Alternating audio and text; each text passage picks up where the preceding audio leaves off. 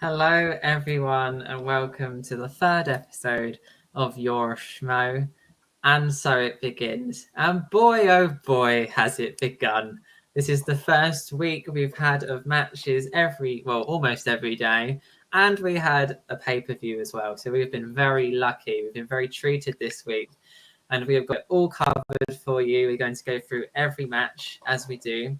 We're going to talk about the storylines, which we had so many of them as well this week, which we will cover.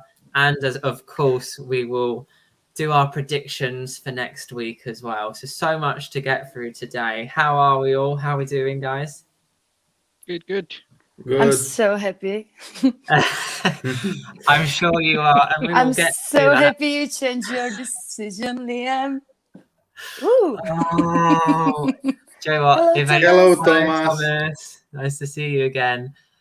Oh, I one thing last week has taught me is to stick with my gut. Stick with my gut. So from now on, I will. I don't regret it, but I do regret it. Really, I'm lying. I feel like I overslid you somehow. Well, Ben didn't have the best week in predictions. We'll get to that later. Sorry, Ben. You definitely went out on the limb and it didn't really work. But we'll get to all of that later in the show. So I think we need to start with the big match, don't we? The pay-per-view. So spoiler alert, we are going to be discussing the Patreon only pay-per-view first. So I will do a big wave now. And I'll do it again once we finish discussing our first match today, just in case you haven't watched it yet, because we don't want to spoil it for you. But boy, oh boy, what a match it was! Yeah. So, should we let Teresa go first? Teresa is bursting to talk about the match. So you take it, my friend. I told you so. I told you so. I told you so. I don't know if you watch Scrubs, but this was Elliot's victory dance. So first of all, Jeff played great. He was really awesome. It was a very close match. It could go either way, and I think he can beat Dan. He can do it another time, but Dan was just so focused, so calm, so zen. I loved everything. I loved that he's more sassy in the interviews. I loved that in the end he did the whole waiting thing, and you could see him smiling and Jeff getting angrier and angrier before giving him the fingers. I love it. It's amazing. Wearing the hoodie, changing it for Kevin Smets. Great stuff. And I'm just so happy. This just made my whole week better. So thank you, Dan. Thank you, Kaiser, for picking Dan, because I think it's a different way of playing for him this year. I think having a faction that stands strong for him and helps him really in all the ways. Even we saw the business scene, everything is business from Dungeon. I don't believe that's really the case. So I think he's gonna be even better this year. Dan never lost when he challenges for a title. I'm just going to say that. I know Adam never lost at all in singles. So one of them is going to have to, change that record. But I'm really excited, and I hope he's going to win the title for the 5th time. He's just playing against himself now. There's no one else. There's no competition. So, yeah, that's it. Dan is the best. He's the GOAT. Yeah. Can't argue it, to be honest. I mean, he is the GOAT, isn't he? Especially in the singles league. There is no one better. Oh, me and Ben, we picked wrong. Ben, what were we thinking? I was thinking the 3-round match would be bad for Jeff, for Dan, but Jeff got in his own head, and when Jeff gets in his own head, he beats himself. And And it I happened think with the first question. Yes. Yeah. As soon as that happened, I thought that was it. I think if he hadn't gotten into his head, he would have gotten that movie release test question right. Maybe not, but I think since he was in his own head, he didn't have Roxy to tell him, "Hey, calm down." I think that it really affected him. I think he was too nervous to face Dan. It's a really interesting first question because I'm sitting there watching it and I knew it was one of the two. I knew it was either Saoirse Ronan or Florence Pugh, and I didn't know what one. And I could tell that's what those two were thinking as well. Obviously, Dan used a repeat, and then it's just about to go, and Jeff used a repeat. He's obviously like, which one? I didn't know. And it was a really good question because I knew both of them were nominated for that film, but I didn't know the character name. And I think that's obviously the same problem that they were thinking as well. And as soon as he got it wrong, being the first question of the match, you saw the effect and how angry it made him. And he really got in his head. Roxy tried her best to pull him out of it, but I think that was the swing which tipped it for Dan. I don't think Matt, so. what were your thoughts? Yeah, but I don't think, I'm sorry, I don't think he was in his head, but he played as well as he could. It wasn't like he gave up, like I said last week. He might have. I think Roxy really helped him, and he never gave up. He just did all he could. Yeah, Matt, sorry. No problem. I just want to say, I was like all of you in the first round when he missed that. I saw it in his face. I also thought he was done. I just really want to give a lot of props to Roxy because he was done after that first round, and Roxy really bring him back in the game. If he didn't have the manager, that would be catastrophic for him. I don't think that he lost the match because of going into his own head.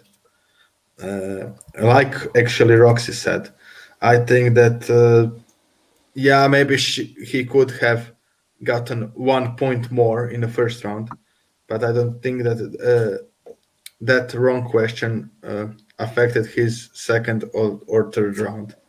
I just think that Dan was unfortunately better and more concentrated, and he was really focused in this match. And I just want to say, if in some crazy scenario Jeff watches this show, good job to him also. I was watching live.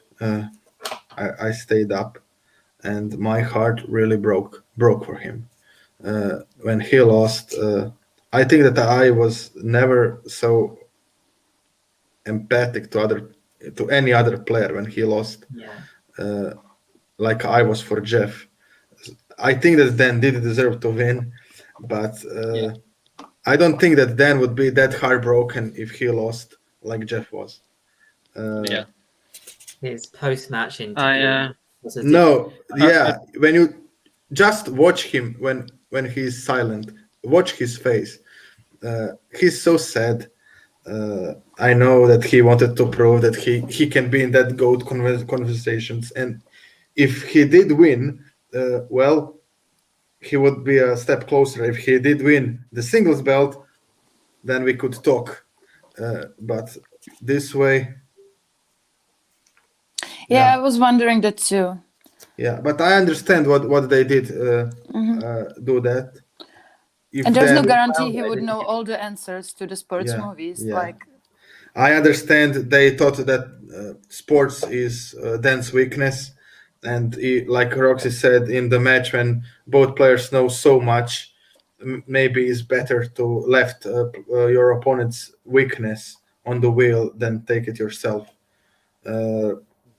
But I don't really have a lot to say about this match. It was a great match. I just want to say that I'm heartbroken for Jeff. And my guess is that the wheel slices of Dan Murrell were video games and Star Trek on that wheel. Well, it was for sure Star Trek. Like yeah, and I think that video games is the second one. I thought that as well. Yeah, so great match. I really enjoyed it. The Friday's match before that, singles one, took the cake of the week for me. It's the most enjoyable match I watched last week, but it was also a great match. I really enjoyed it, and I think that Jeff will be back. He will have. So. I Yeah. hope so. Ben, you wanted to say something? Yeah, I think even though it might not have seemed like it, I think that Jeff was still a little bit in his own head in the second round. I think that's why he even mentioned that if he hadn't stepped down so much in that multiple choice so much, he would have been better. I mean, maybe he was in his own head and he could have gotten 1 or 2 more points and it would have been a bit closer. Well, if you look at the match, I think Dan ended up winning by 2. Is that correct? And those 2-point swings was the Florence Pugh at the beginning, and then he went to multiple choice on an answer he knew. So if he was a bit, that was the difference in the end. I know it's easy to say with hindsight, but I felt for him a lot because I love Dan, and I just don't worry, Teresa. I'm not going to diss Dan. Okay, he is the GOAT. You shouldn't. Part of me just wanted to see Jeff do it because I don't know. I just wanted to see him have the chance to go for the title a little bit more than Dan. But I like both of them a lot. Teresa, don't hate me, okay? No, I'm not like I just can't go against Dan. It's like not in my nature. He's the one thing that brought me to Schmoedown, so I'm always gonna be loyal to him. But I understand. I was heartbroken for Jeff. I also noticed that Jeff kind of left his antics at the door and came to the match, and like Dan was doing the smack talk, and Jeff was like, "Yeah, I'm ready," and until the first question was asked and he got angry. Like before in the pre-interview, he didn't say anything bad about Dan. He was like, yeah, I'm ready. I'm as ready as can be. And then was like, yeah, Jeff has to show a few things if he wants to come play to my playground, or I don't know what he said, but like was much more smack talky than Jeff. They kind of reversed the roles a little bit. And also, I never saw Dan this like zen. I know he's calm in all of his matches, but I saw it yesterday. He seemed on a totally different level. Like he seemed to be in a different place, and not like in our realm. And I think Adam Collins should be preparing really hard.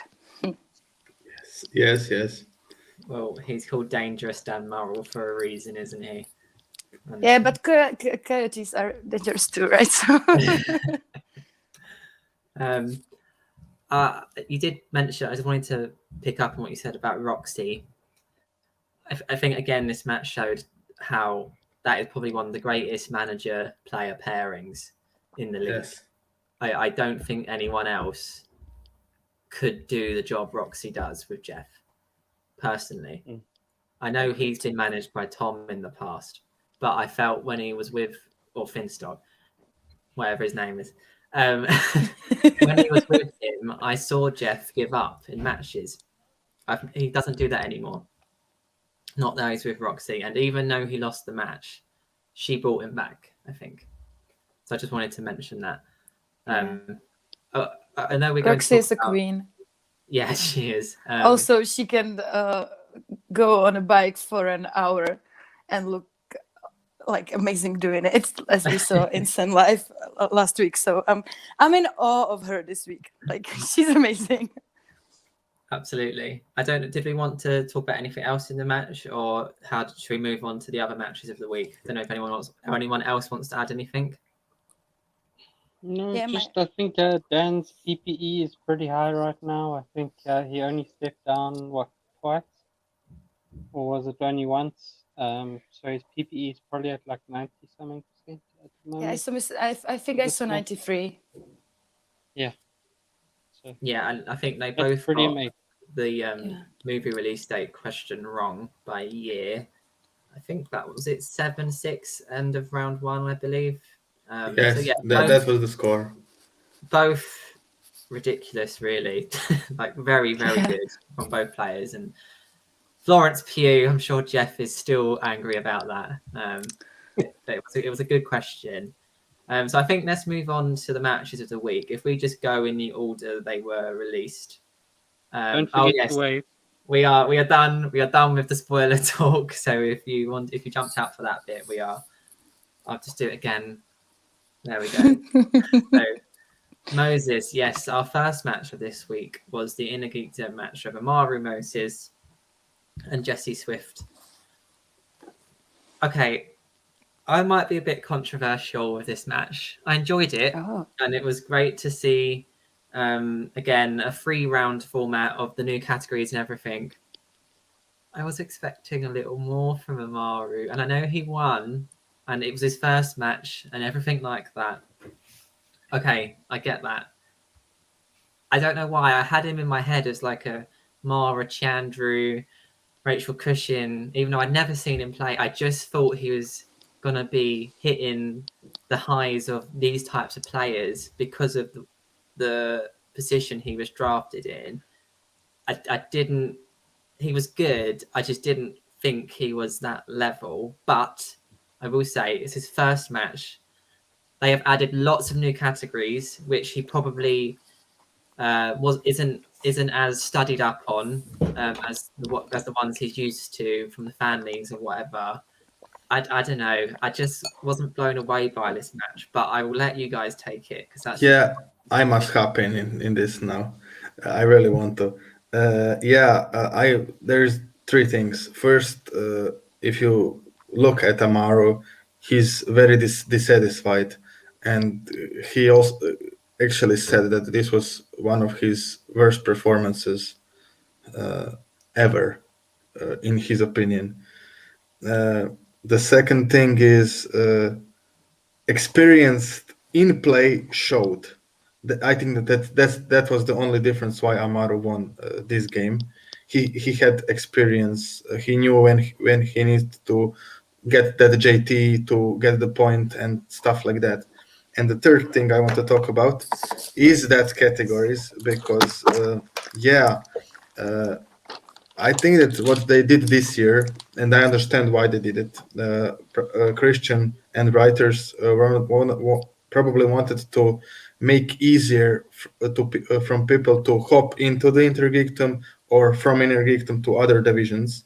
But now we have a lot of movies who maybe you couldn't qualify as really geeky ones, like Pirates of Caribbean. Can you really honestly say that that's the geeky movie? No, it's a movie. Yeah, it is for girls that were like 14, 15, that age. I know it's not for everybody, but a lot of, like, I think everything you can fan really hard about, like, I don't know, Doctor Who, like any franchise where there's more to it, and then you buy the stuff and you're really excited about. I think Pirates is there.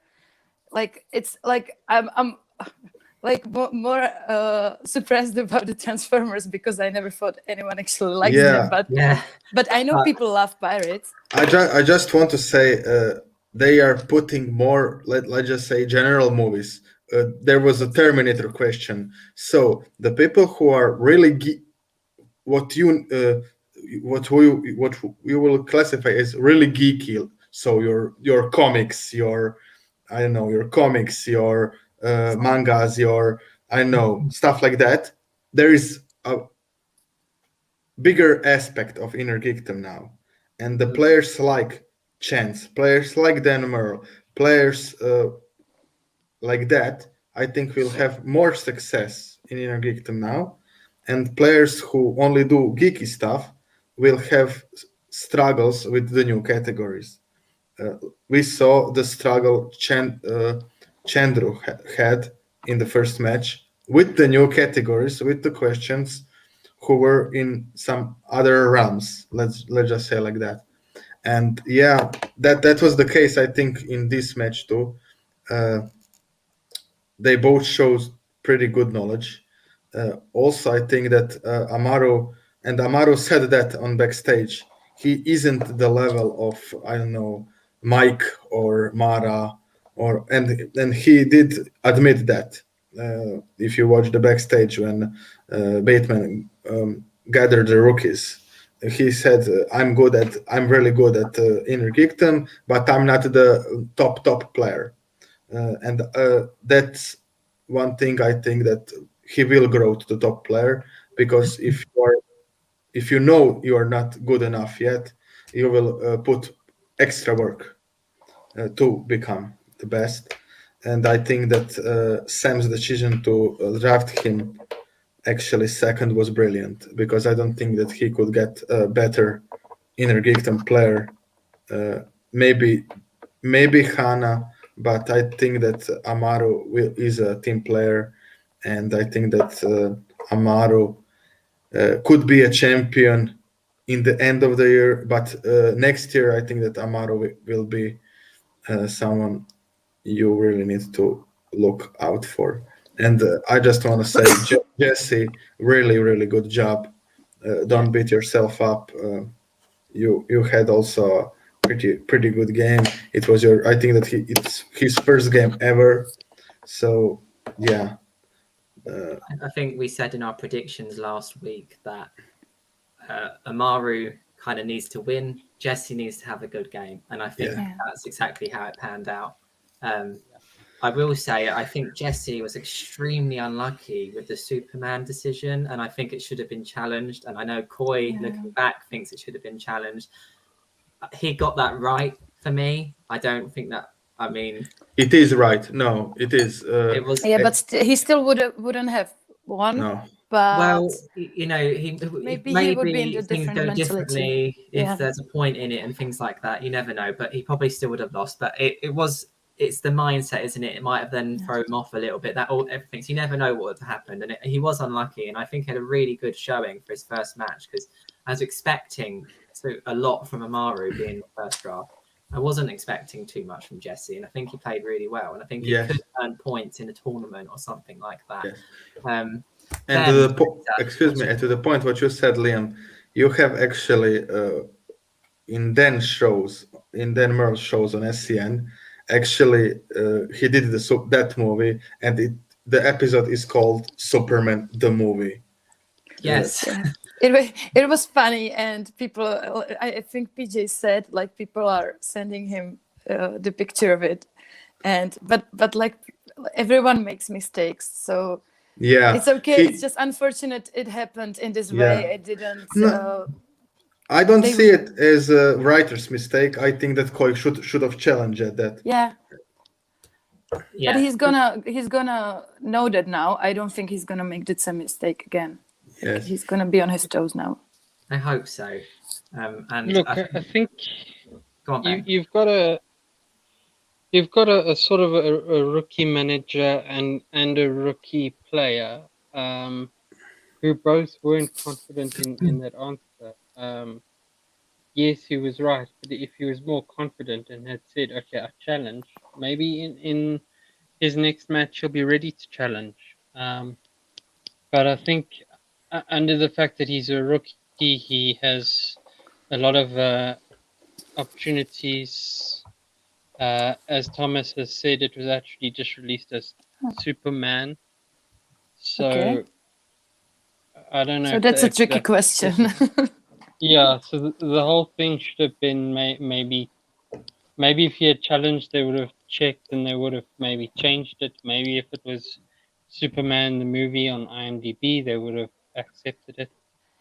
I think PJ said they would have given it to him, like just if they challenged, they would have given it to him. I think if he was a more confident player, like if it was, say, a John Humphrey or a Greg Alba, Coy would have said, okay, let's challenge.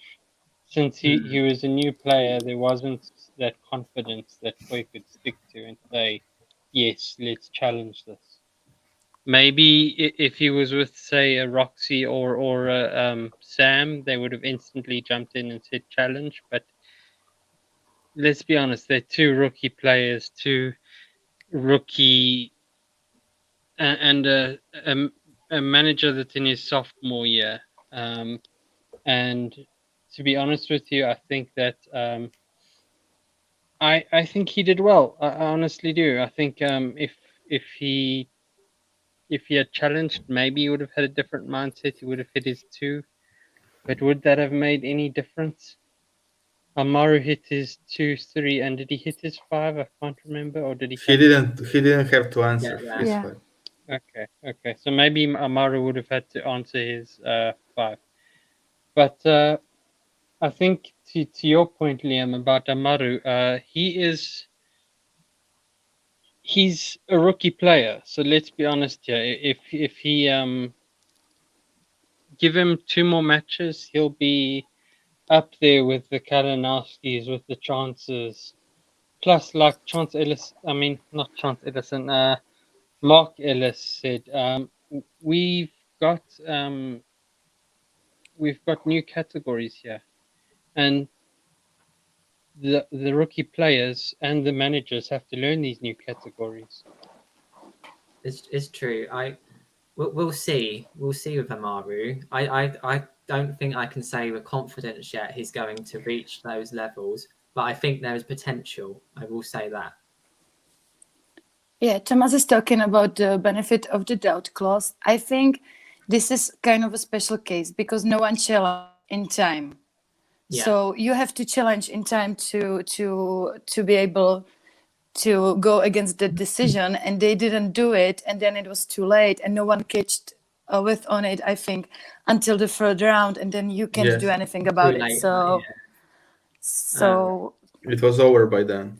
Yeah. Just before we move on, I do have a hot take. I just want to see your opinion. Go on, Ben. If I can just add something, I think what Thomas is actually saying is, with it being benefit of the doubt rule, would it not have been ruled as a wasted challenge? But I don't think so, because I think both PJ, Christian, and Mark all of them have said if he had challenged, he would have gotten it right. Yeah. He would get his challenge back, because if your challenge is upheld, you get your challenge back. So yeah, I just wanted to. I have a quick hot take, and I know it's very early. And I still also want to talk about. Sorry, go. Yeah. No, Liam, say it, and then I just want to say one thing I'm concerned about. Okay. So I looked at this match, and then I thought, I'm really worried about the Quirky Mercs. Yeah, that's what I wanted to say. Shut up. No. I looked at their roster and I thought to myself, I don't see where the points are going to come. You obviously take out Bibbs and Brendan. I expect points from them, both in teams when that happens and singles. Fair enough. But even with them, I feel like there's so much pressure on them two now to produce for the team. And I saw the upcoming matches, which we'll get into later, and I think John Humphrey is playing Sol. I don't see him winning. So I look at his roster and I just don't know where they're going to get the points from. Star Wars. Yeah, okay, so that's not... You were very close to what I was thinking about. That's not the problem for me. I think Brendan and Bibbs can run any tournaments, and I think they love the pressure. I think they strive under it. I think they're going to be okay. You have Kevin Smith. Yeah, he will probably maybe lose a match this year, but I think he will win another one. Andrew, even if he won't take that belt, I think he'll get some points in the tournaments for sure. But IG is really important. And if Jesse Swift is your best player in IG, I'm not saying he's not going to get better. He played really well, like all the rookies this week. Great job. Like no traditional rookie mistakes, no forgetting about GTEs and stuff. Yeah, the Malata will earn points for all of them. I agree, but and then they have Humphrey and Alba, and that's it for IG. And I think if there are 2 Star Wars tournaments, I think there may be 2 IG tournaments. 3? Is it confirmed? They have 3 IG players. Yeah, but it's Humphrey, it's Alba, and it's Swift. And it's Swift. And I'm sorry, but I think you need at least one player on the level of at least like Barbarian or Goddard, or I don't like. Yes. And most of those factions, I'm also concerned about the usual suspects, because I don't think Amaru will challenge for the belt this year. I think he will play it awesome.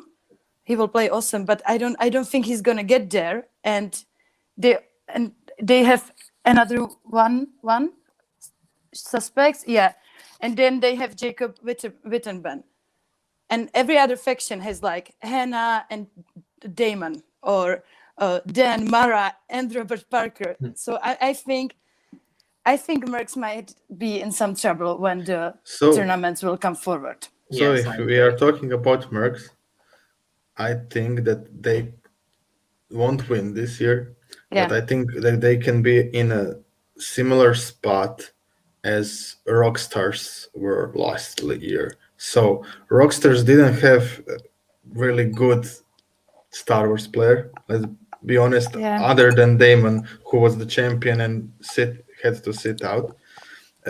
And they had a great tournament season. Like Teresa said, the thing about the Mercs are you cannot count them out, because Mercs could literally do what Corruption did. I wouldn't be surprised if Mercs did what Corruption did with the Inner Geekdom tournament last year. They can do it with the singles. Yeah. You could have Kid and the Bibs in the finals. That's a lot of points. That could happen. Let's be honest, they are both A+ players, in my opinion, at least. But I agree. that could happen, in my opinion. And they do have Dimalanta. I think actually that for Mercs is better that Dimalanta lose the match and then goes to the tournament. But we will see what will happen with that. And if he wins, I think that if you win the belt, you get 10 points or what? Or 7, right? Yeah, and then he'll have another go against either Laura. Wait, it is Laura now, isn't it? Yeah. Are all such matches, it doesn't matter what division, it's always 7? I think so. Yeah, and to Thomas's point, I also want Mercs to have fun and win, but I want them to win. I really want Koi to win more and like be better, because he is such a wonderful person. Yeah, that's I love why that fiction. I feel bad, I'm with you, Teresa. I want them to do well, and that's why I just can't see where they're going to come from. I mean, obviously Dimalanta is a fantastic Star Wars player, so they have that one A-star player, but I'm sorry, Greg, John, and Jesse are not going to be winning your tournaments in IG. They will win some matches, but I don't think like the tournaments will be very. And I was thinking about it. I don't really know what Koi could have done differently. Like the only player who he could have signed was Sol, and that was in the first round. He would have to sign him in the first round. He didn't have that many options because we don't have that many IG players, and everyone is keeping, No, he could have signed Brandon Hanna, I think. No, the Stars signed. He could have signed him. Yeah, but he got Dimalanta, didn't he? Which was probably maybe better. I don't know. It's a tough one between them two. Definitely better.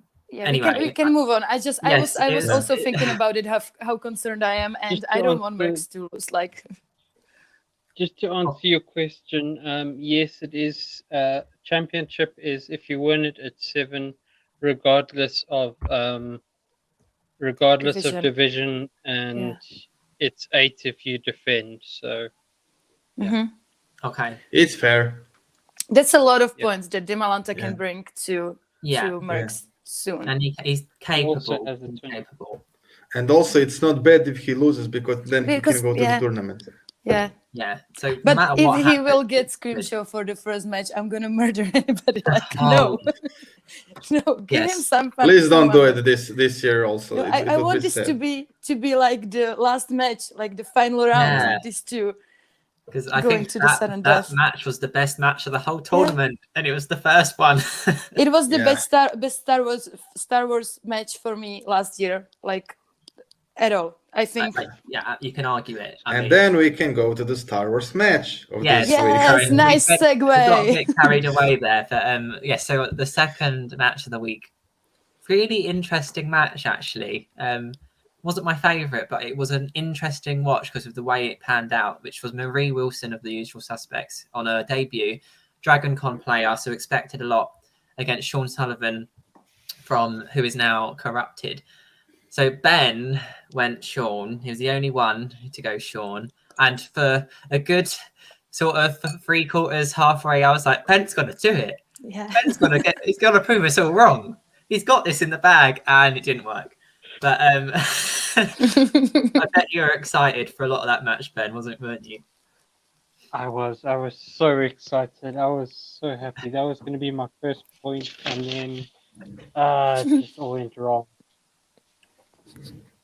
It was a really interesting match, and yes, I think my takes from it were Marie's got the knowledge. She lacks a bit of gameplay currently, but she got away with it in this match because Sean couldn't pull his 3 and 5. If she was to do that against a Damon, a Kelly, a Cabrera, she would have lost that match. But because she played Sean, I think she scraped through with the win. Because he couldn't pull those 3 and 5s, which she said she knew, and I believed she knew. She has the knowledge. I think there was mistakes made. For example, she guessed a 2-pointer wrong in the wheel round, I believe, which was then stolen by Sean. That's the sort of thing where I think that happens on your rookie game. And if with more experience, I think those mistakes will start to lessen. But she has potential. She is really good. I was very impressed with her. I don't know what you guys thought. No, definitely. I think given a few more matches, she'll be up there and could maybe next year even challenge for the belt. Yeah, so she had 2 weeks to prepare, yeah. So I'm like, I also was thinking about maybe the second round, the one question being a rookie mistake. And then I saw her talking about it, and she said, there were only 2 options.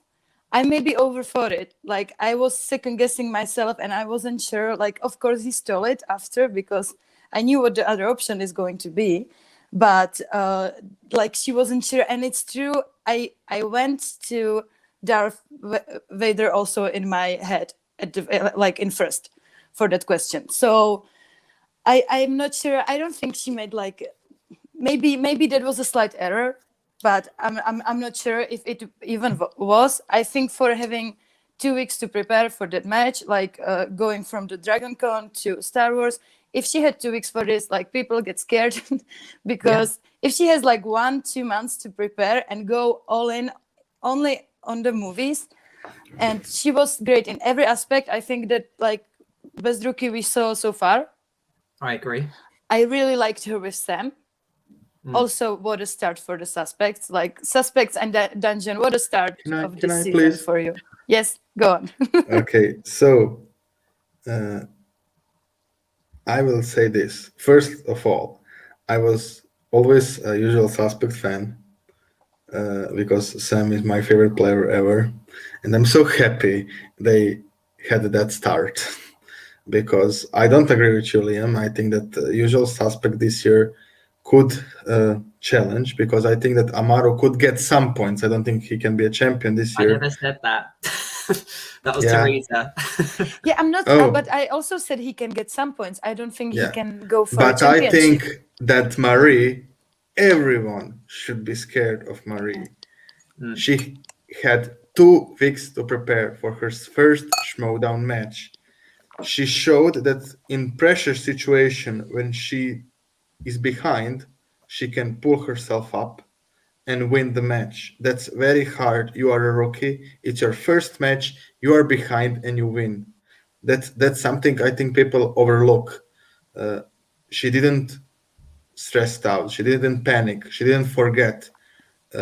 She had only 2 weeks. Schmoedown is a different game, but I actually think that in the Schmoedown aspects, the easiest questions will be a bigger problem for DragonCon players than the hard ones.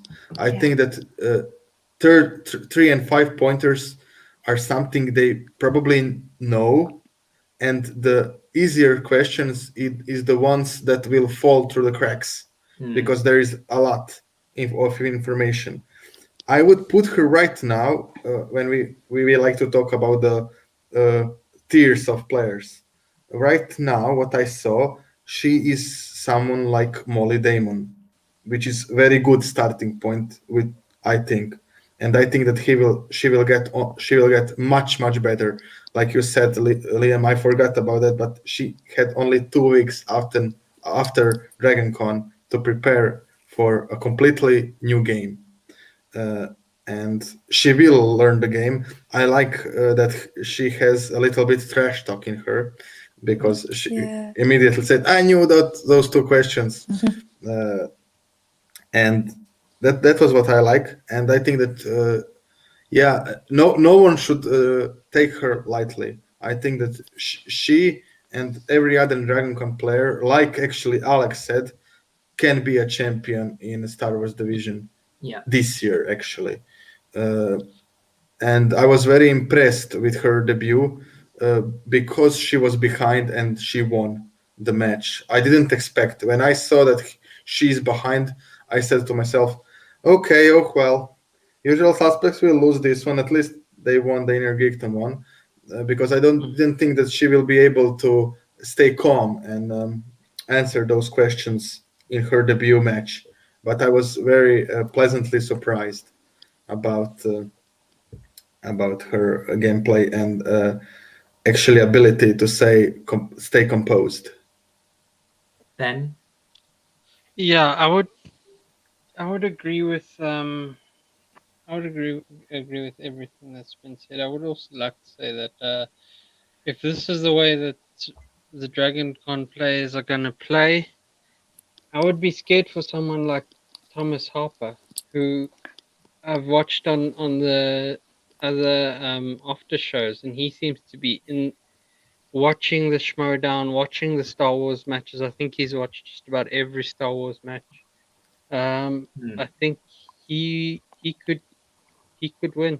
He could be a beast if this is the way the DragonCon players play. And even as Marie said, she had to adjust to the as Thomas says, Marie said she had to adjust to the questions.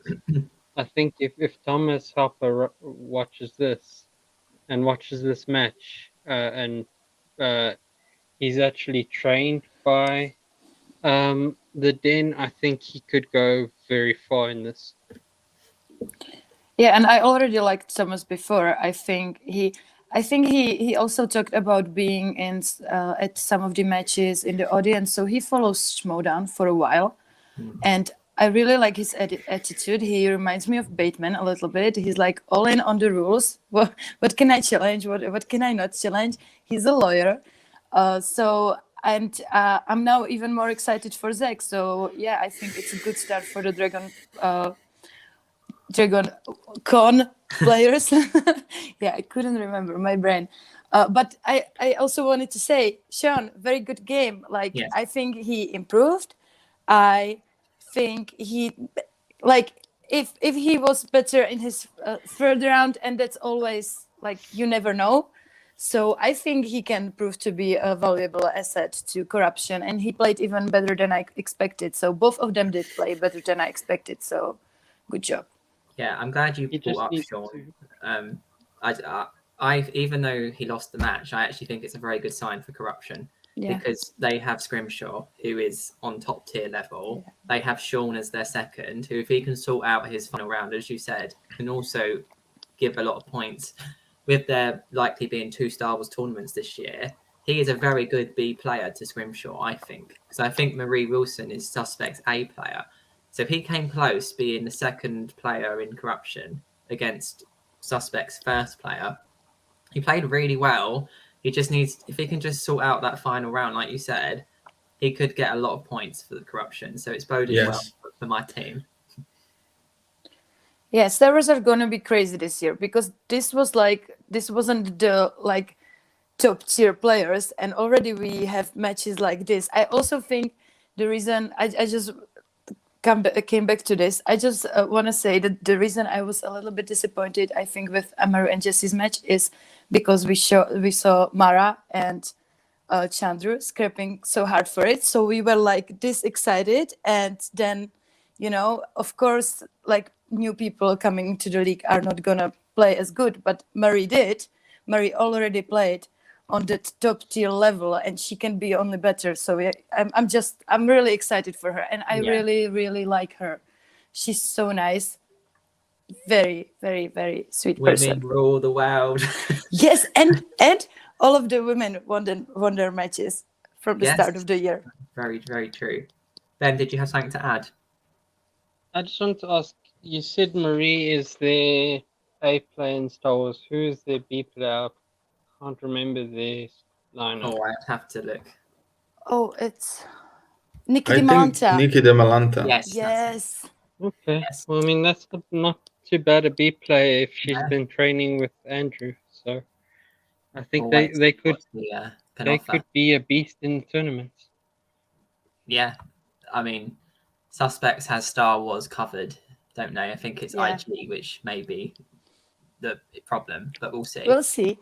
So there was one more match to talk about, which for me was the match of the week. I think, Matt, you thought it was as well. Yes, and this match is my time to have a hot take. Yes, well, I will come clean. I have briefly discussed this with Matt, so we're going to have a lot to talk about here.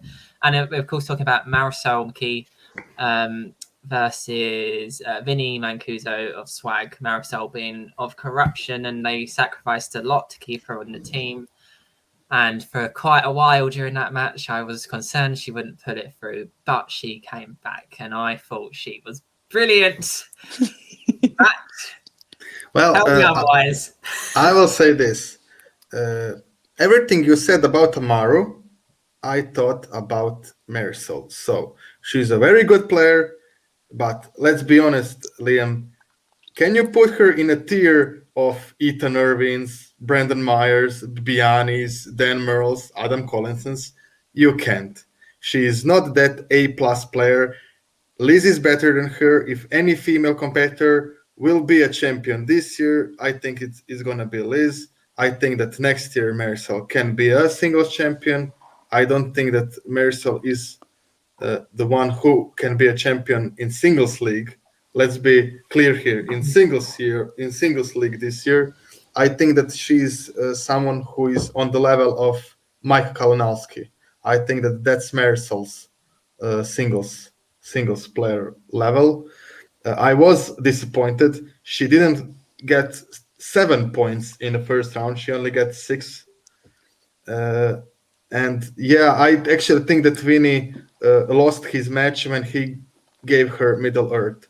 I was sure she will get 80s. I think that would be a best thing Vinnie could do. But okay, I actually was surprised by myself that I actually find myself rooting for Vinnie. I really like Marisol, and I would be so happy if I could eat my words and Marisol proved me wrong, because I think that she has maybe, for me right now, the best character in Schmoedown. I really like the Lady of Justice thing, and like Nerd Chronic did in the promo, she landed and that stuff. I really like that, but I don't think that she can be a champion this year. I don't think that when people say she can be a champion, I don't see her beating Oyama, Brandon Meyer, Bibiani, Dan, Adam Collins. Sorry, I just don't. I will say this. We have to wait to see how Sol will do and how Alonso will do to see who won the trade. But I was expecting more, maybe because of all the hype.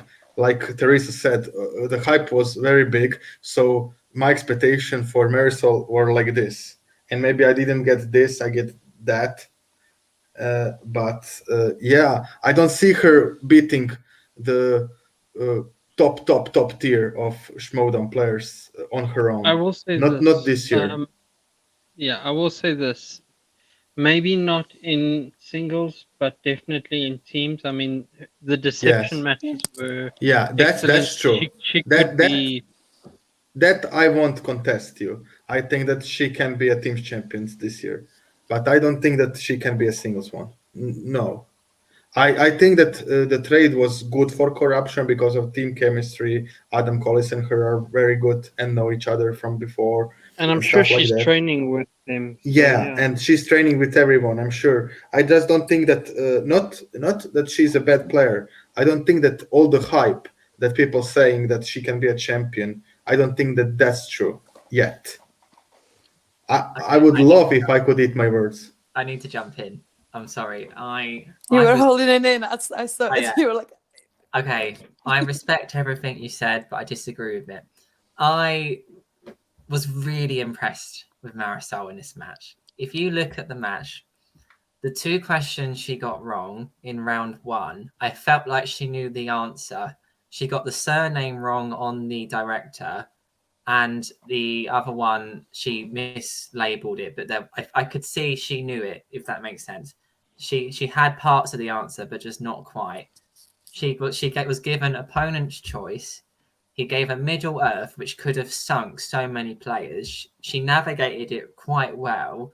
Yes, that is true. It was worth the risk of taking the answering the Golem question. I also thought it was free for some reason, or 4, whatever the answer was. Whatever she said is what I had in my head. Because what's the point of going multiple choice in that? Because it'll be stolen. Yeah, I'm gonna talk about that, Thomas. Yeah, I agree. When he gave a Middle Earth, I thought that might have been the end, but she did really well with that category, and I do agree with Matt. I think there was better ones they could have given her, to be honest. But she hit her 2, she hit her 3, and she hit a very difficult 5. I was very, very impressed with Marisol. I also think Vinnie played really well, which is why I was the match. He was a lot better than I was expecting, and he can be dangerous this year. You got to take into consideration she was given opponent's choice in that match, and she navigated it brilliantly, and she came back from 2 points still. So for me, like, I don't know, I don't think she's going to win the singles title this year, but I can see her challenging. I genuinely think she is at that level. I personally do. I think if she has a game where she gets spinners or something she's more comfortable with, I think she'll sweep round 2. And she hit all of her final round questions. So I'm a huge fan, and I want her to win. And I think I would love if you are right. Let's just say I would really love. I like Marisol. I just try to be objective here, and yeah. I wonder, go quickly.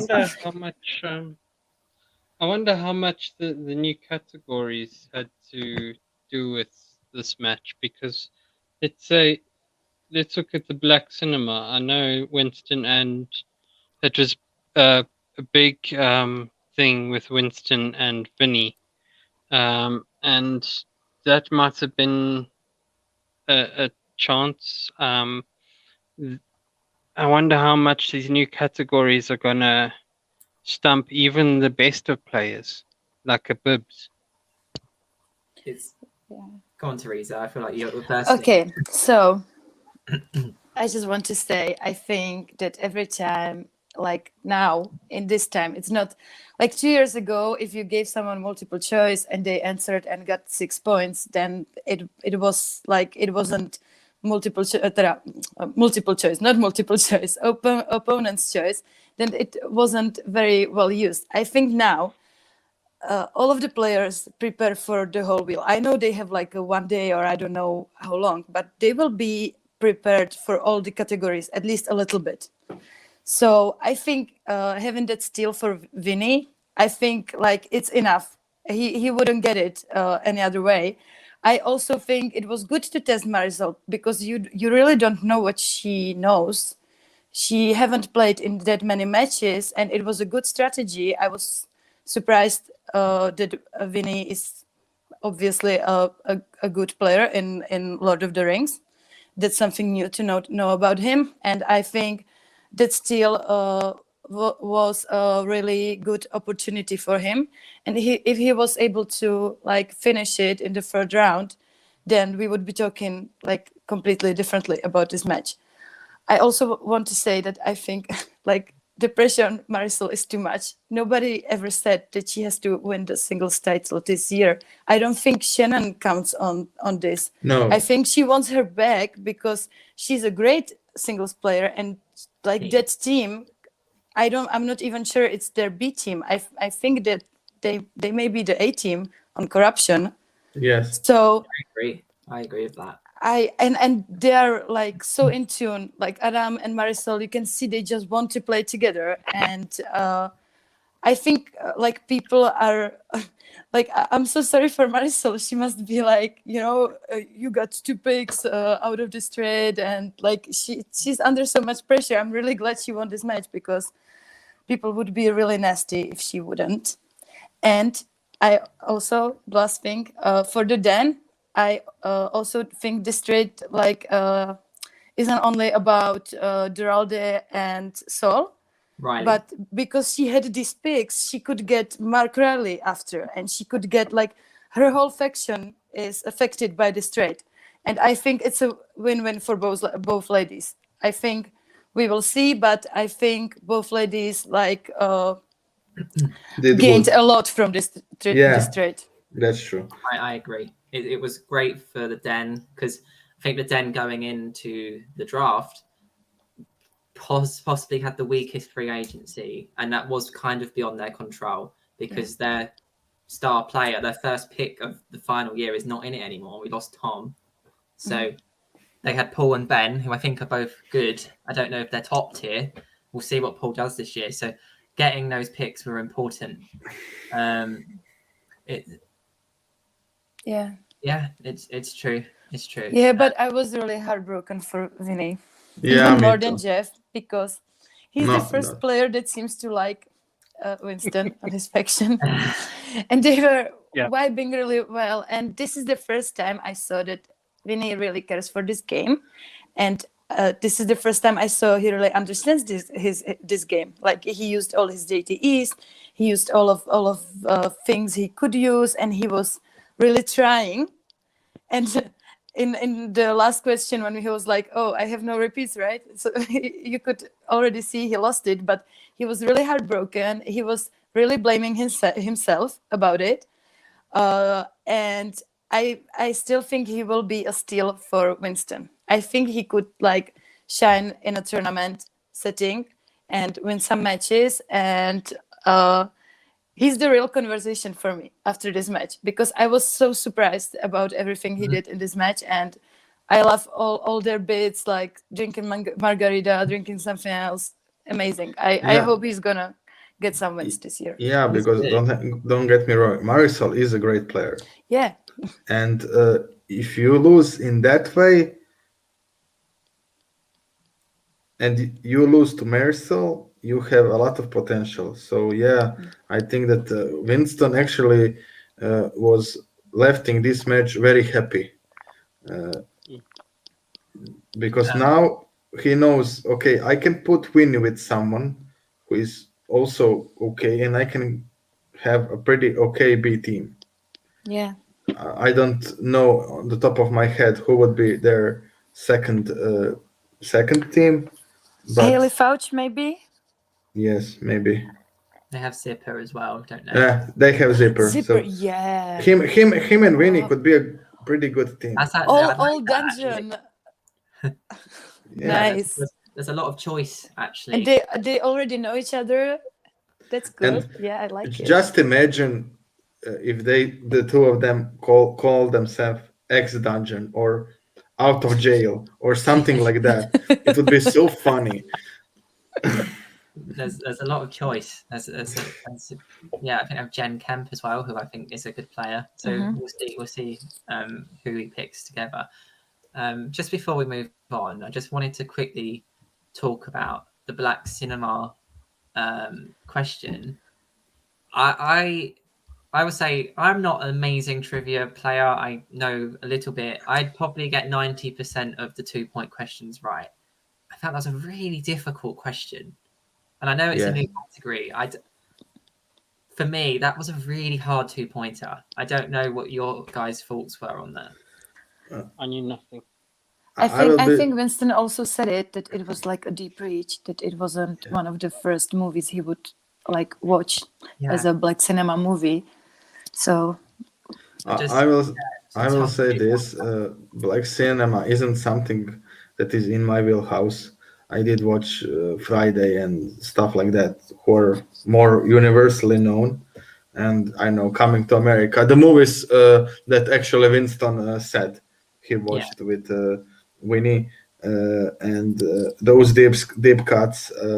I just don't know in that category because it's not something that is culturally near to me, and I like the universal ones. That I like the most of the black cinema. I really like is the comedies. I think that all the comedies in that category are brilliant. The movies, the dramas are also brilliant, but I don't know a lot about it, so I wouldn't be comfortable of saying what is hard and what it isn't. I will just say to go back when Jeff said that the 7 pounds one was an easy question, 5-pointer.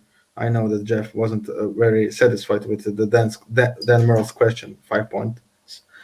For me, it was harder than question. For me personally, it was harder than what Jeff got. I knew Jeff's immediately, and I didn't know the Dan Murrell's. That's the subjectivity they all talk about. So both were acceptable 5-pointers to me. Yeah, and they were on the exactly same level. Both were named the movie. What more do you want? Like, how can they make it more fair? It will always be subjective. I think they were fair 5-pointers. Yeah, and it was subjective. What you watch, what you don't. It's like Dan said, his movie that he always brings up to say this thing is subjective is the thing that he got the question. So yeah. I just wanted to bring up the question because I think it might be interesting to see how new slices like Black Cinema One will play its role in the season. Because there's other categories. When they announced them on backstage, I didn't even know who some of them were. So I don't know what role some of these older actors, which they've got new slices on, will play in the season. I just want to see players navigate through. I think the Karisawa movies is this year's. Yeah. I love his. Other players than Roca because Roca knows them. I think. I really love his movies. I really love. Chinese, Japanese, Asian cinema. I really like it. Yes, it's wonderful. And yes, she will. Yeah. And obviously, Molly lost to another woman. So I will just say this. So I think that if we are going to talk about the new categories, this one will probably be hardest for people because it's all director and it's foreign director. So it'll be interesting to see the role it plays in the season. I think that wraps up our recap of the matches for the week. Just before we move on, I just want to ask everyone quickly, what was your favorite match? I think I've said for me it was the Marisol Vinnie. Yeah, for me too. Same. Ben, Teresa, same for you or? Yeah, for me, obviously, it was this Dan Sneider match, but it's not only because Dan won, but because I think it was the closest one. Like, they both answered all their questions in the third round, and I did one, but Vinnie Marisol close second. Like it's a good week of matches. It was a great week, and we have a lot more to look forward to, and we'll get to that when we get to predictions later on in the show. But before we do that, wow. We have got some storylines going on now, haven't we? I don't even know where to start. There's so many. Well, the banner says Schmoedown, so we can start with that one. What is going on with Andrew Guy? What's happening? How do you not know those? He's obviously lost his memories and he's back in the time when he was in action army and with Ben Bateman as a team. And I now love he's it. looking for him because someone probably punched him in the head, and now he lost his memories. Oh, No. It's How do I not really know that? obvious. Like, Yeah. Right. Shame on you. Um, Okay, I just have to say I love it. I love Andrew Guy, and he's such a Yeah. brilliant actor. the Stars match was great, Thomas. I can see It why. was my second choice. It was my second choice actually before Dan and Jeff. Yeah, they were all so good. They were all so close, so it's hard to pick. Yeah. Yeah. So Andrew Guy is amazing. I'm so glad we haven't lost him entirely. Yeah, where's the belts and the end of the scene? That was my favorite. Like Bateman making love to his shirts and looking into the mirror and being all like, and Guy shouting, "Where's the belts? Where's the belts?" And the final line, like, "Why are you not wearing a mask?" And it's like, why is everyone keep asking me this? It Yeah. was just so good. I'm also wondering if it's connected because, like, the Grace thing, they were talking about some group. Maybe. Yeah, probably it is. So Probably is it the is. same thing? But I'm so happy. I need more Guy in my life. He's amazing. Joe, it's just nice to have the storylines back because Yeah. we missed it last year, didn't we? And Yeah. it seems we're getting at least a little snippet of something each match, and it is nice to have that with the trivia. That's why we love the Schmoedown. It's not just a trivia show; it's more than that. It's nice a show with trivia. Yeah. Exactly. What's going on with Andrew, guys? Tell me. I know. He's a sleeper agent for the Schmoeminati. They're going to activate I like him, that. and then he's going to be. That's really good, Ben. I like it. That's a nice one. Mm. And I actually think, to go what Teresa said on, I think that it is Gracie Schmoeminati. Yeah, I actually think she's a part of Schmoeminati. I think that more people than one will be Schmoeminati. And I actually think that those two storylines are connected. I actually think the group they were talking about is the Schmoeminati. It would make sense, let's be honest. I think the two Skybound guys are as well. So Robert and I can't remember the other guy's name, but I think they're part of it as well. Yeah, I and love probably that they involved Skybound. I love it. It was great. So good. They will probably put some other players in Schmoeminati too, or some ex managers or someone like that who will maybe come back or something. Frank Janish. Yeah. Oh, nice. It would be nice, or Brad, or it would be nice if it's Brad who is trying to push his new league and something like that. It's nice because Grace and Drew are both really good actors as well. So yes, Drew is good at trivia, but his strengths lie in the scenes and his personality. So it's great that he can still be involved, even if it's not necessarily playing the game. Although I would like to see him come back and actually play in trivia as well at some point. Yeah, but I don't want him to be frustrated with the online format anymore. So just let him come back on his own terms when he's like happy with the situation. He feeds off the crowd. He doesn't like this type of play. So I'm just glad that he's involved somehow. Yeah. And this is the best way to involve him. Like the spectacular, all of the cutscenes from him were just amazing. And I'm glad we see it continue. And I haven't expected this at all. Like him losing his memory, that's something I never expected to see in the Schmoedown. And I love it. Like, give me some sci-fi, give me like the way they did it, and maybe they programmed even more people. Yeah, I'm into it. I'm into all of the cutscenes. I just didn't know how much I missed it.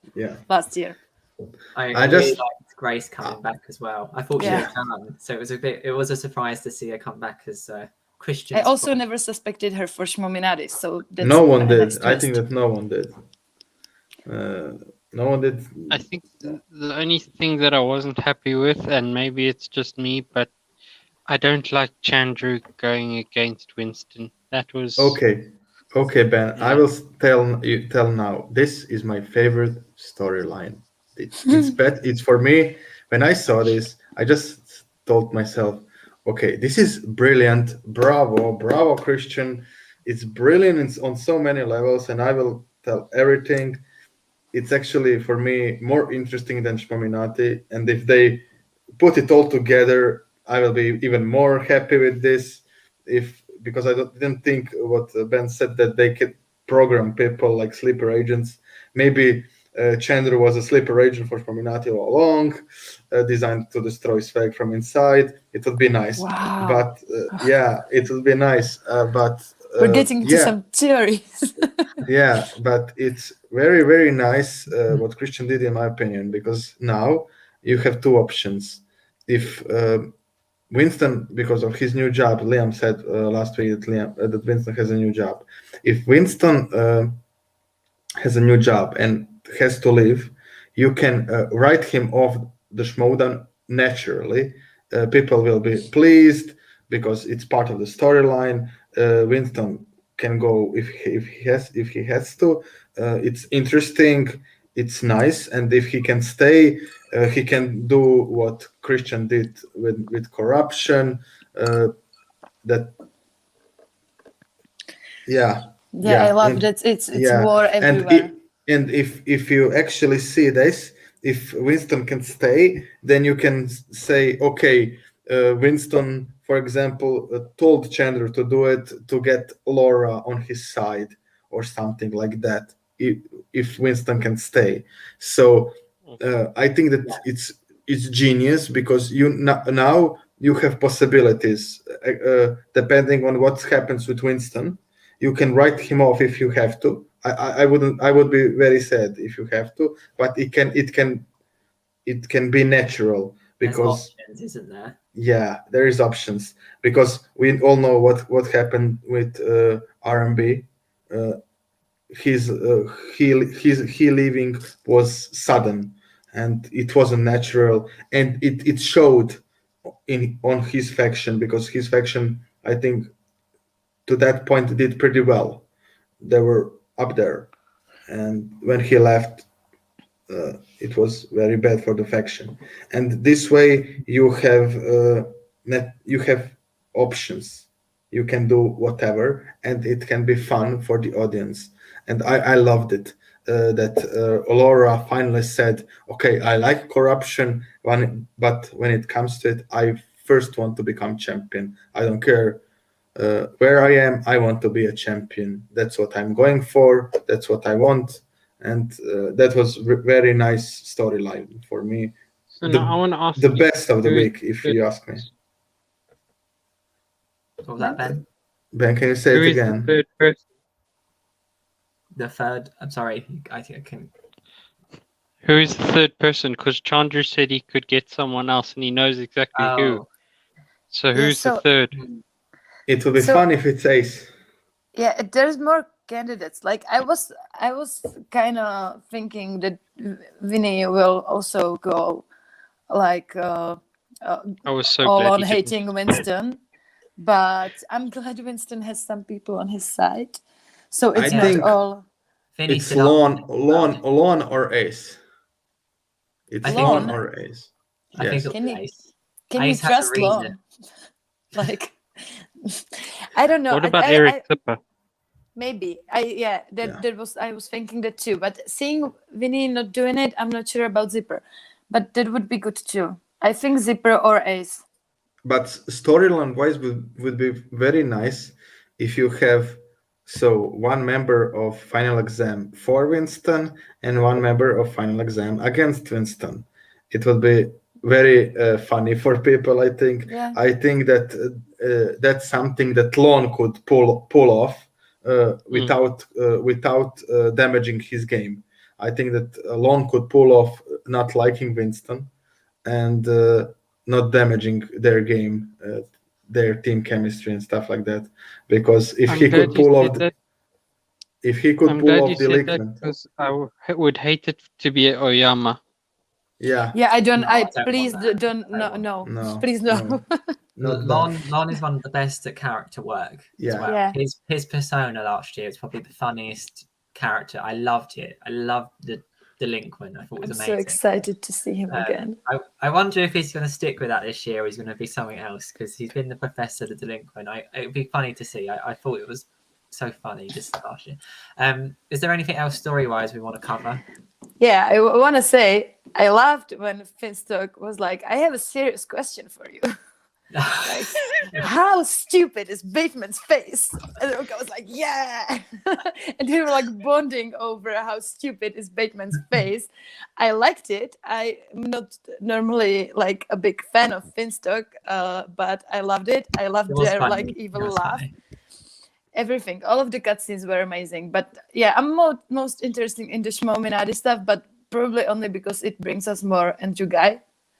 And maybe Andrew Guy and Bateman together, and they're both good actors. And like that scene was very professional. Like, so yeah, really but well made, wasn't it? It looked like it wasn't. It looked like it was professionally like Yeah. the camera angles and like seeing it from Bateman's side, from Andrew's side. Great job. I think that's the part that Skybound can bring. Maybe. Yeah. That's the Skybound part. I think that's what they can bring to Schmoedown. The more professional video stuff. Grace. Grace. Yeah.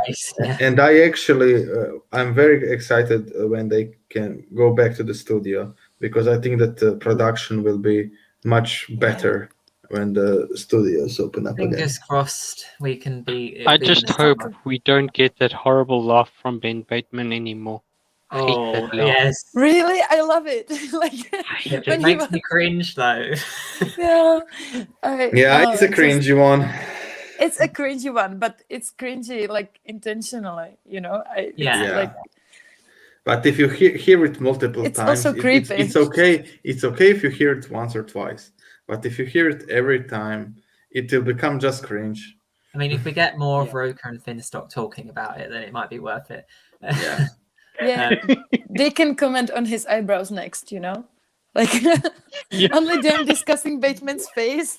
Like every week is a new feature, and they can you know add more Finstock exchange people. Like next time, Barbarians is gonna add in on it. How about them eyebrows? It's really stupid. Yeah, weak eyebrows. Oh, nice. I didn't see that, but yeah, it's a fun one. I like Matt. I'm actually more excited to see what happens with the Laura Kelly ace. Sorry, Laura Kelly, not ace. Who am I thinking? Who is it with? Chandru. Thank you, Chandru. Chandru and Laura. I want to see where that goes. That one really is intriguing me because I want to know what they're going to do with Winston. But okay, I think that wraps up the storylines. Are we now going into predictions? Is that right? Yeah. Yes, please. So we have quite a lot of matches, don't we? This week? Wait, just first, Ben. Yeah, put that up. Put it up. Yes. Oh, why didn't I stick with my gut? I think to be fair, it went the way most people would have thought it would this week. I don't think there was any. I don't think many people would pick actually Marie. I think that us three are maybe in. I think when I saw the pool in the group, I think that Sully won that pool. I'm not sure. Interesting. I would have thought all the matches this week were kind of went as we expected. Yeah. I don't think there was any shocks really. It went almost exactly the way I expected. Like, I thought it's gonna be like 1 point or 2 points difference between Dan and Sneider. It was like that in all of the matches. So yeah. But this week that's why this week is much harder than this last one. This is a harder week, harder week to call because I think we all had. There was clear favourites last week. It's really tight this week, so it's going to be a really interesting. I think we're going to have some differences more so than last time. Yes. So let's start with the first Inner Geekdom one of this week, which is Sol from the Den against John Humphrey from the Quirky Max. in Thought long and hard about I have my this. post-its. I'm going to write now. I haven't pre-prepared this. I'm doing it Me neither. now. Okay, are we ready? No, wait. I am pre-prepared. about this one. I have only one match where I don't know. You still who I want. pondering? Okay. 3, 2, 1, show. Hey. So. Okay. Everyone saw. I think this. I was kind of expecting that for this one. Yes. It's the other ones, but it's going to be harder. Yeah. We could all be wrong. Yeah, Seoul had a quite good showing, I thought, in the Geekdom tournament last year. I'm trying to remember. Was it Barbarian he lost to? Am I wrong? Yes. It was, wasn't it? No, it was Hannah. Hannah, of course, Hannah. Yes, yeah, that was the because of the storyline. Yeah. I think John Humphrey played quite well, but I think Seoul has more knowledge. Could be wrong. I mean, Humphrey has better record, to be fair to him. But if you look against who he played, I can't remember if he played against Janine or Jen. Yeah. I can't remember. He beat Janine. Yeah, and he has better records because he had one of the playing games, right? Or didn't he? I don't think he wasn't. Did. He one of the Greg Alba did. I think Greg Alba. Okay. Greg Alba. Okay. But he played Janine, who, a bit like John, that wasn't their main league. They sort of just went into the tournament because the faction didn't have people for it. So Janine played quite well in that match, but she's not an Geekdom player, really. That's not her speciality. Seoul played Brandon, that's his niche, that's his league. And he played really well, I thought, despite losing. So I give the edge to Seoul. But I don't think it's going to be a whitewash. I think it will be a close game, but I do think Seoul will take it. Okay. Thomas, remember your picks and then say to us at the end of the year if you were better or worse than us. You'll probably beat us all, Thomas. So why did you guys go for Seoul? I will say this. I was going for Seoul only one reason. When Kate picked him, she seemed very confident with Seoul. I think that she obviously stayed in touch with Seoul, and I think that Seoul really worked on himself and his knowledge last year, because Kate wasn't a fake confidence I saw in her, like Gucci did. He's the best player on the board, no one picked him, and stuff like that. They're all idiots. Yeah, she really did have confidence in him. I really think that, and that's why I picked Seoul, because I think that the only thing maybe that Humphrey will have a little advantage in actually is the new categories, because new categories have a lot of general knowledge movies in them, and Humphrey knows those movies for sure. But I went a little bit with my heart on this one, if I'm honest. I would really like to see Seoul win this match, because we didn't see him at all, except that one match last year. So, and it was a toss-up. I think that this whole week is toss-up for me. So if I'm not sure, I'm going with my heart. It's not only this week, it's all a toss-up. Like all of these matches, you just don't know. I voted for Seoul because of his match against Brendan Hanna. I mean, he could have won that match. I think he just missed his 5, if I remember correctly. He could have won that match, and if he's been studying the new categories the way maybe Mara did, or even maybe just a bit less than Mara did, he could be a beast. He could be a beast, and I think if it was against Greg Alba, I would give Greg Alba maybe a bit more chance, but I think against John Humphrey, Saul will have a better chance of winning. Yeah. Yeah, okay, so the real rejects are really busy, right? I know they made time for studying for the Inner Geekdom tournament last year, and they talked about it. They did study, but it wasn't the same as Sol studying the whole year. He had only one match, even if he played very well in that match, but he was a rookie, a total rookie. That's only one match. You can't like decide how good he is after that one match. And also he's really, really invested in Schmoedown. He really wants this. He really cares. He's on all the after shows. He comments everywhere. Like he is that like John Humphrey can never be this invested in Schmoedown. He doesn't have time for it. So that's why I give the edge to Saul. I think John Humphrey is very knowledgeable. I can't wait to see him play. Like I love him.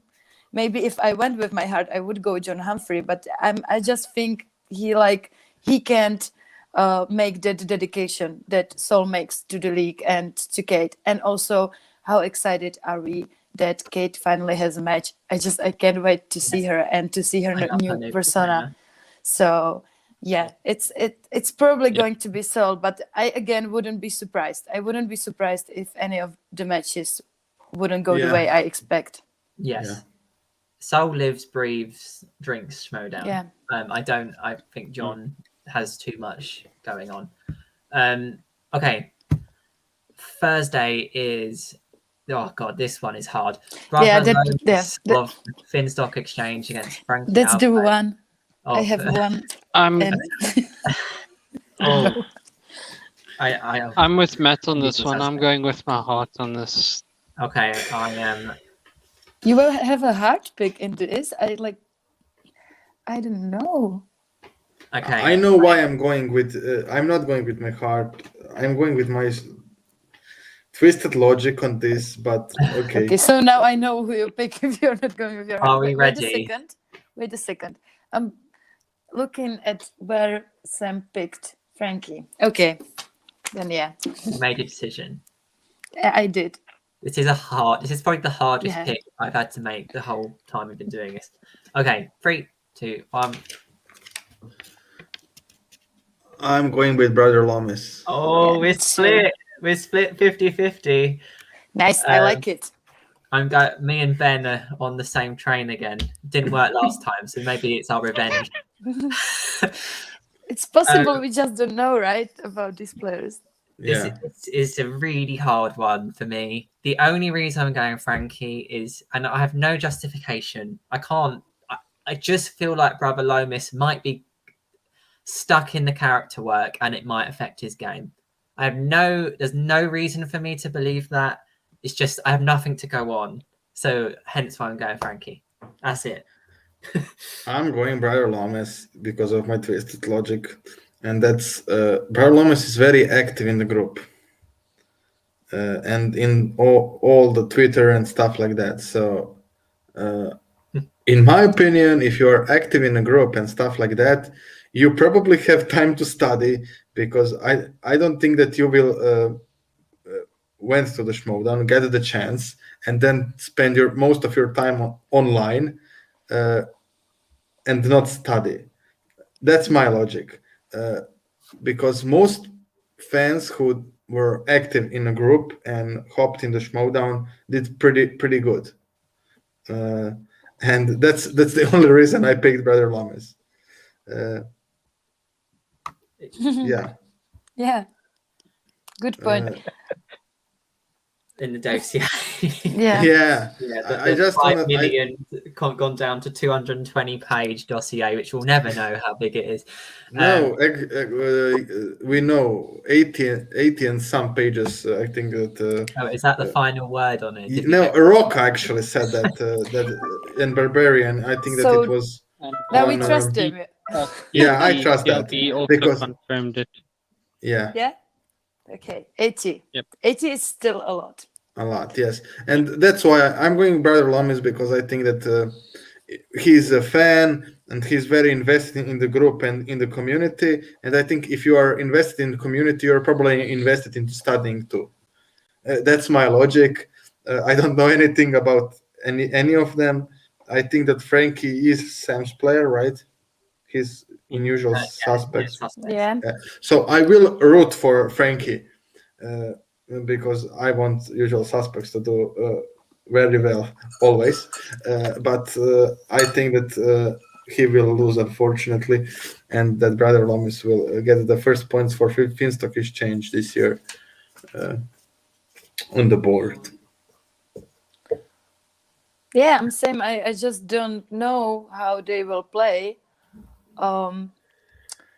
They were both picked in the similar space. It's like a 1 round difference, so you can't do anything about that. Like, I have no idea, but I like the character that Brother Lomis is playing. I like how active he is, and I think that says something.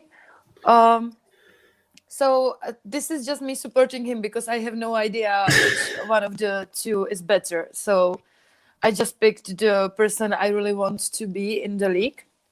I want him to win because I think his character could like bring some new things, and it could like make the league better. So that's my vote. Ben? I went with him for Frankie for 2 reasons. Sorry, I don't know if you can hear me. I went with Frankie for 2 reasons. One was because I chose him in my fantasy draft with the fantasy Schmoedown group. And then the other one is because, I don't know, I feel like Lomas, he will always be in the league because he has a good character. I think Frankie, his after show talks and his interviews were excellent. I liked him. I don't know if you guys watch a certain point of view, but he, on a certain point of view, seemed to give some good answers to especially Jill's questions. So yeah, that's why I'm picking Frankie. Liam? Yeah, as I said, I haven't really got, I haven't got much to go on. I just feel like, I don't know. I just like the name Frankie Alvarez, so I went for it. I love to say there was logic in it, but there wasn't. I just like the name. For me, it's good. I will be happy either way. So if Brother Lomis wins, I'll get the point. If Frankie wins, usual suspect get 3 points. So I'm happy either way. Well, I really want Frankie to win now because I need to make up for my Jeff pick from last week. Still a bit upset about that. Okay, and the final match of the week. Give me time for this one, please. I still didn't decide. So difficult. I haven't told you guys this. Oh, sorry, go on, Ben. No, I haven't told you guys this. I'm going to give you a bit more time by telling you guys this. I decided just for fun for myself to see if I could predict who each of you would predict as the winner. Yeah, it was probably hard with me, right? You had no idea. No, I think it was pretty easy with you, but especially this last match. But yeah, we'll see. Oh my God, who am I picking for this one? Okay, so we have Chance Edison of Corruption against Brendan Meyer of Quirky Max. This is so hard. POV, yes. I know, but it's so late, so I'm gonna watch it tomorrow. Probably. I'll watch it after. I always watch it after the show during lunchtime. So yeah. Oh my God, who am I picking for this? Guys, like, do you all have flashbacks of last week? Because I'm gonna be the same about this last match that I was last week. Oh, this is okay, so and now my pen doesn't work. Yeah. It's even more stressful. I mean, Frankie and Sol was difficult to pick because we don't know anything. This is difficult to pick because we know so much. We know these players and they're so evenly matched. It's so difficult. But it's easier because you know, at least you know, like who you like, or I don't know. Just the Frankie Brother-Lomas is just, it was a complete guess. I have no idea. Say, if anyone does pick Brendan, I do expect an impression. Okay, are we ready? 3, 2, 1. And it's the fun. Yeah, Tenderoni. I'm the only one that's You're the only one, yeah. So that means all 3 of you will need to do an impression. I can duck out of it because I didn't pick him. So we'll get to that in a minute. But yes, very close. I think this is a little bit of a heart pick for me because I really like Brendan, but I think Chance has been really unlucky in singles, and I really want him to go on a run. I think Paul, he came in a league with Paul. They're both really evenly matched, and Paul had that singles title run, beating Chance en route. I really want to see him do it this year, and I think that's why I've swayed my vote a little bit, because I think he has the capability of being a singles champion. I really do. And I know I said it about everyone, and I said it about Marisol as well, but I really, Chance is a free belt potential winner for me. And Inner Geekdom slices are on the wheel, and that is something to think about. And I think Brendan is probably capable of answering Inner Geekdom questions more so than someone like Jeff Sneider, but all it takes, like you said earlier, Teresa, is one steal, and that could sway it. So if he puts something like Transformers on and he misses one, that might sway the game. It's hard to say. It's so close, this one. But I think because I want Chance to do well this year and have a run, that's why I've gone with him. But I don't really care who wins. I like both of these players a lot. But for me, Chance tips it. Oh, sorry. Someone's calling me and I don't know what's going on. I don't know if you can hear that. I apologise. We can hear it. I don't know where it's coming from. I will pass it on to someone else and mute my mic. I expect an impression, please. Who wants to go first? Teresa. I'm gonna go first because I care. I care a lot. And if you find a tenderoni that is right for you, and he is my tenderoni. I love him. He's amazing. He's almost like, I don't know if my love for Dan Murrell is bigger. I don't know. He's just so good. His rookie year, like last year, he was the only one who really challenged Adam Collins, except Dan Murrell. A lot of people are still telling him that if he went to multiple choice in the second round, he could have beaten him, which, he must be really happy still hearing it. But I just think Meyer is a better singles player. I do believe it's a very close one. And if Chance loses, I will be heartbroken for him because it keeps happening to him in the singles league.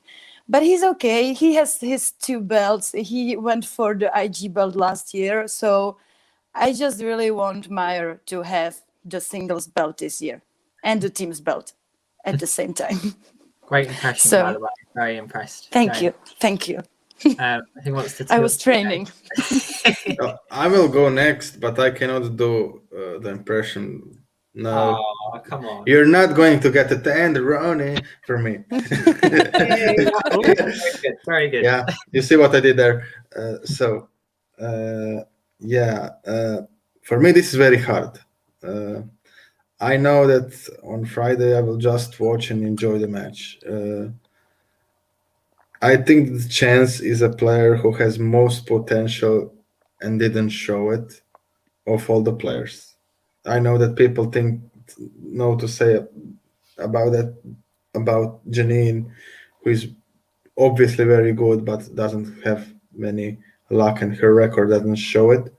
But I think that the Chance, like you, Liam, said, if you put me on the spot and ask me who can be a triple champion first, I would say Chance could be a triple champion first.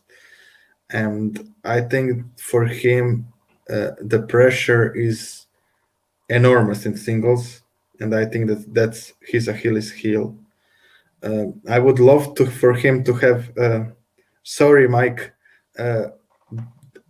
some other partner, because I think that teams put a lot of pressure on him to be that A player. I would love to see him and Collins, for example, as a team, but I know that won't happen. Can't break up my deception.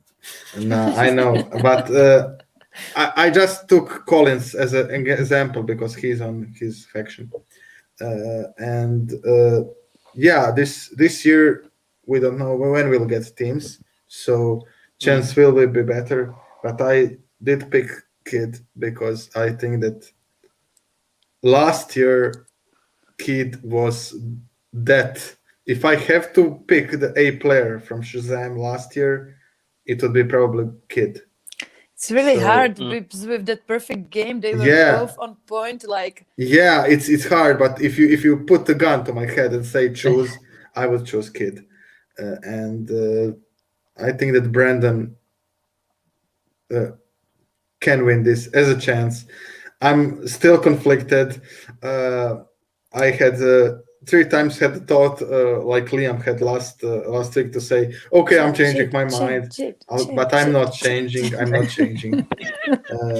I'm not gonna do it. I learned from Liam's mistake to go with my gut.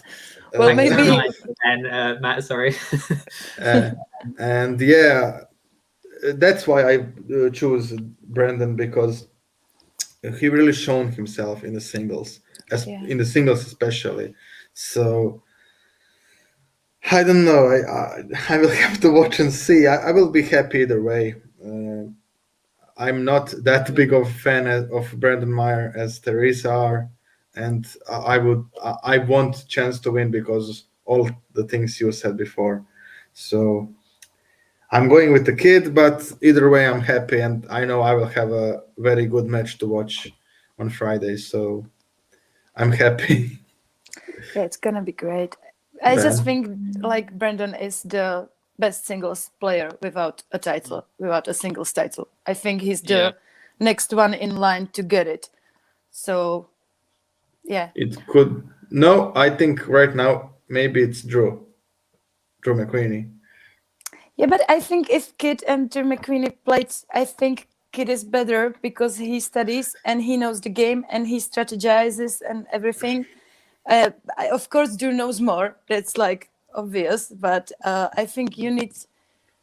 Yeah, I just think he would. He would. We haven't seen Drew, so we don't. We haven't seen him in over a year. We don't know what he's like now. He might have got much better. He might have dipped a bit. We'll wait and see. And if he stayed the same, he's still one of the best players there. So he didn't have to change anything.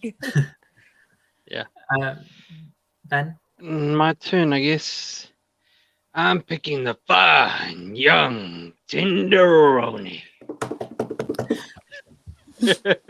Very good. Yeah, that hurt my throat. Yeah, I don't know how Brad does it every week. Yeah, look, I'm picking the Kid for multiple reasons, but mainly because last year he got out of his head. In his rookie year, he was in his head the whole time. He was stressing, and you could see that he knew his stuff, but he got in his own head. Same thing maybe happened with the Adam Collins match, but not to the extent that it was with his rookie year. And quite frankly, he's gotten out of his head. He's gotten out of his own way. He's gonna be a beast, and I keep saying that, but that's what he will be. So for me, it's Brendan. I love Chance. I chose him to win against Chandru. I know many people didn't, but I love Chance. He might be the biggest, under Marisol, my favorite competitor in corruption. Sorry, Mike. Sorry, everyone else, but that's just the fact. So yeah, I chose Brendan. Yeah, I think Koi is a big factor in Brendan being better last year.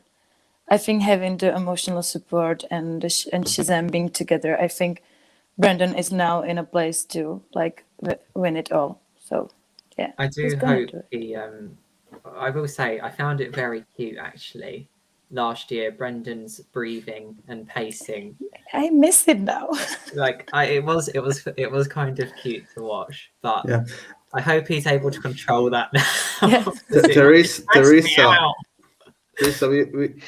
we have all the same picks, so you can take chance and not pick Brandon if you want.